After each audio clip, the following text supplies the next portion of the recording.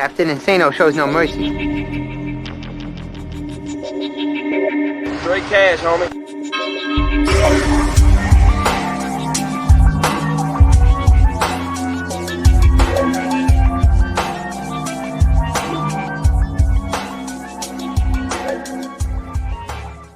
Hold on to your butts.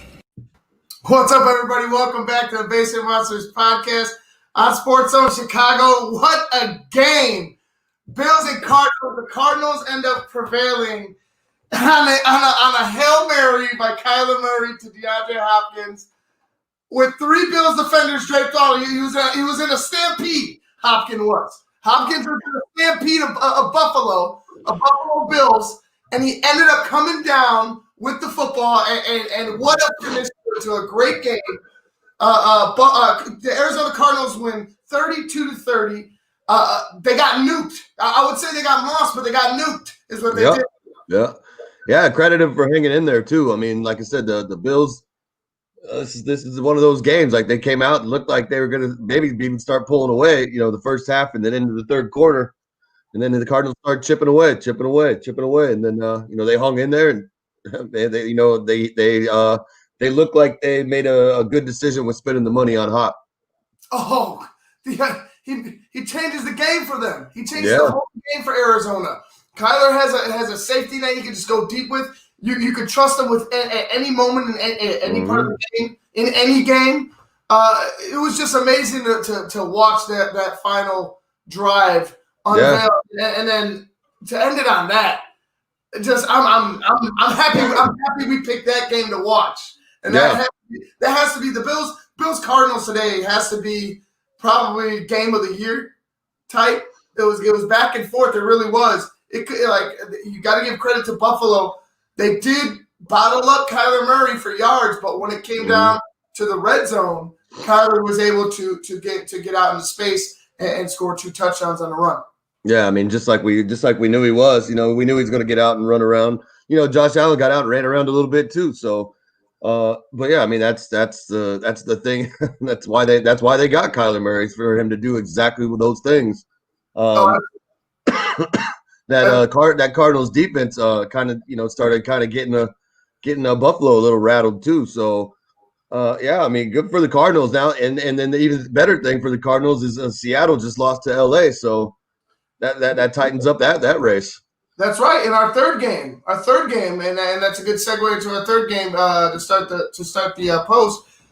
The Seahawks versus the Rams. Seahawks end up dropping a game to the Rams, 23-16. The Rams pull it off in our third game, and that one it kind of went down.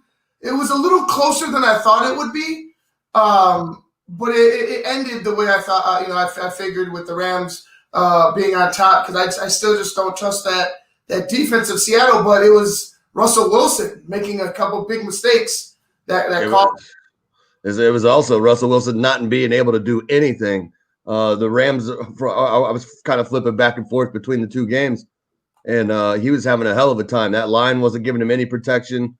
They weren't able to run it very well. DK Metcalf only had like 1 or 2 catches the whole game. Right. So I mean they were not able to do anything. And then on the other side of the ball, obviously, the Rams were just boom, boom, boom going down the field. So I mean the Seahawks better watch out. Dude, if a Cardinal starts stringing a few more together and Seattle keeps going the other way. No, Luke. They gotta look at Thursday. They got 4 days. They have 4 days to get ready for the Arizona Cardinals on Thursday night. 4 days exactly. The Seahawks. Oh, they got the Cardinals? Yes, Thursday night football. It'll be Arizona versus Seattle for to see who's on top of who sits atop the NFC West. I mean, the Rams are making a bid for it as well. Yeah. Don't get me wrong, but that game Thursday for Seattle, this was huge. Yeah, this was huge. This was not only a leg up on the Rams, this is a leg up on the Cardinals as well. I mean, no matter what, they gain ground on the Cardinals because they hold the number 1 seed. So, right. So like for me, to lay an egg like this, it wasn't just the defense. It was Russ. 2 interceptions. Yeah. Those 2 interceptions from Russ were huge. Yeah, yeah, and I'll tell you what, in that LA Seahawks game, man, I think he's the quarterback Williams, man. What an interception, man! I'm Oh talking man, like the ball was all the way over to the sideline. He undercuts the guy and then just dives like, oh my god, and then just catches it right. perfect in his hands. What a I mean, that's just that Rams defense. It seems like they're starting to get a little fired up and starting to get, start playing as a whole unit now, and that's going to not bode well for a couple teams. If Goff can just, like we talked about, if he can just stay that game manager, let that three-headed monster back there run you the ball, and Right. then just let him manage. Take your shot every now and then, but then just stay on the field with the offense, give the defense a little time to rest, and if they can keep that like 50-50 balance there with offense on the field, defense on the field, I think the Rams got the goods to go ahead and make a deep run into the playoffs. And like Russell Wilson, you had a guy, Josh Allen, who threw 2 picks. He also threw two touchdowns.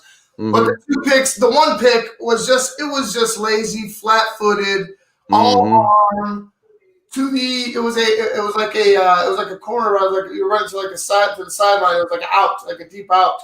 Mm-hmm. And I don't know why he threw it, but he threw it, and the cornerback just undercut it. It was an easy interception. It was easy for the corner, and that changed the whole game for me. Yeah, no, that's yeah. I mean, and then I don't know. Like, I don't know if that was if you credit it to Buffalo, just having their issues, or what did the Cardinals? I feel like the Cardinals kind of started clamping down on their offense a little bit, and we're kind of starting to get in their heads a little bit. Right. And then that's what then I think they kind of like lured him into almost throwing that one interception. But yeah, I mean that these are the things that Allen needs to be learning. Like these, and it's not all on him because he did go down there, got him the points, and then the defense, the one that ultimately dropped the ball. But I feel like he needs to have a little more urgency. Getting points and finishing drives. Right, and he's running the ball as well, but like that shouldn't be. You only mustered up between your running backs. You only mustered up 35 yards total. Mm-hmm. That's it. Josh Allen had 38. Josh Allen outrushed 2 of your running backs. Mm-hmm. Can't be. That just can't. It just can't be. You're not going to find. And one of the running backs, I think is one of his. How many yards did you say that both running backs individually had? 35. They both had 35. Right. No, wow. No, I'm sorry, not individually. Together, collectively, they had 35. Wow, and one of those runs by Moss was like a 15 or 20 yarder. So that tells you even more that they were, for however many attempts they had, they were literally getting like 0.6 yards a carry. Moss was at 2.9. Yeah. Like that's terrible. You're not going to get very. I mean, I think that's the one thing that's ultimately holding the Buffalo Bills back is having that solid, somebody in the backfield that can actually run. Like, it's great to have Singletary back there as a change of pace guy, but right. they need a horse. They need like a Derrick Henry, Josh Jacobs, somebody like that caliber.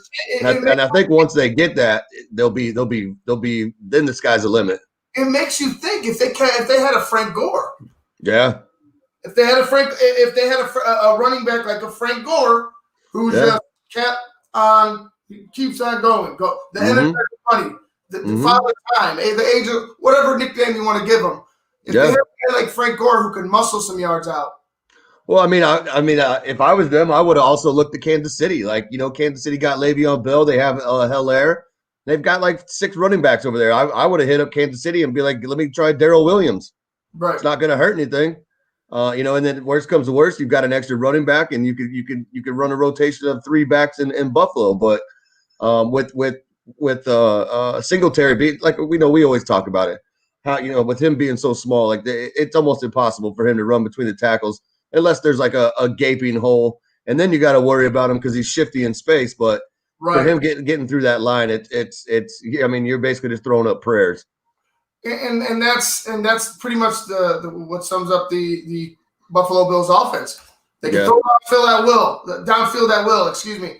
Mm-hmm. When it comes down to running out the clock, controlling the time, controlling the clock, ending games, they cannot do that because they don't have the horses to run down the defense. They just don't have the horse. They don't have the blocking, and they don't have the running backs to do it.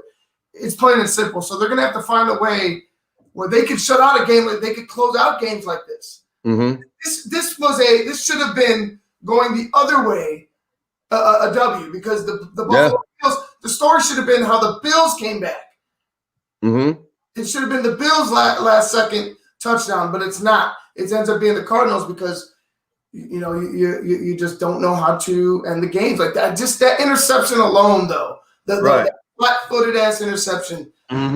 Josh Allen, you can't have that shit. No, he's and this is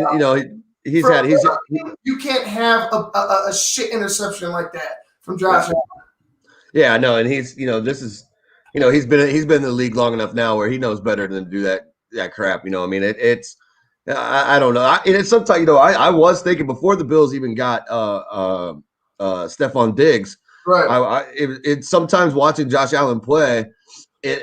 I don't know if it was him just not wanting to play, or is it like he's just getting frustrated and then just like kind of it's like, okay, cool. He already puts it in his head like, all right, we've already lost, and you kind of see him play kind of. I don't know. It's weird to watch him. Like when they're playing, when they're clicking, he's up and bouncing around and talking on the sidelines and stuff like that. But some of these close games, you look over and you see him, he's just kind of sitting down, he's kind of hanging his head a little bit, and then he gets back out on the field.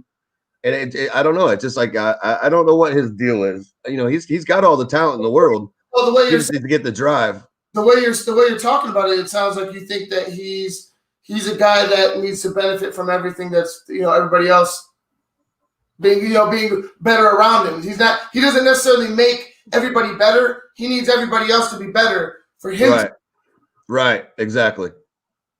So yeah. So I can totally see that. Josh Allen he makes dumbass plays or dumbass throws in critical situations. And tonight was look, I know he came back at the end, to make it 30. But if you didn't throw that shit pick before, when it was still 26-23, maybe you have time. Right. Right. Time to mount to try to kick a field goal. Because I'm sure they kick a field goal if they had some more time on the clock, or kick the extra point if they had more time on the clock. But you just can't have that if you're Josh Allen and the Buffalo Bills. That you have to, the head coach needs to go up to him and be like, hey, if you see that shit again, stop thinking and he has a cannon arm. He has a cannon arm. But stop thinking you could throw it through every motherfucker on the football field. Right. Yeah. You got a great arm, but because sometimes that mentality gets you a pick six. That mentality gets your team out of the game. Right. It's the Jay Cutler syndrome. Right. I could fit anything anywhere. Yep. But anyway, we're gonna wrap up with that game. The Cardinals win in just epic fashion with a Hail Mary at the end. We got one more game coming up. It's the Patriots and the Ravens on Sunday Night Football. Our day is almost done with another big day to come tomorrow. All right, guys, we're going to go ahead and get out of here. We're going to go ahead and wait for the start of Sunday Night Football. Patriots and Ravens should be fun. I got the Ravens, like I said, it'll blow out. Just pick whatever type of number. Go. I'll give look plus 10. How about that? Yeah, I think it's going to be somewhere around like 30, 31, 35, 17, somewhere around there. Sounds good to me. You know what I mean? Sounds good. Sounds right to me. All right, guys, we're going to go ahead and get out of here and get to the start of Ravens and Patriots. I'm Ivan Vargas. That's Luke Nettles. You've been watching the Basement Monsters podcast on Sports Zone Chicago.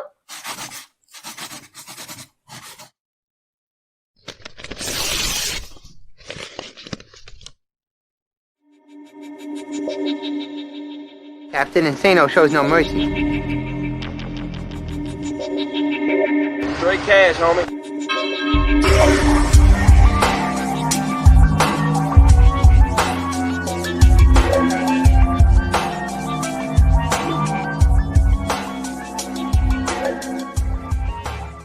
Hold on to your butts.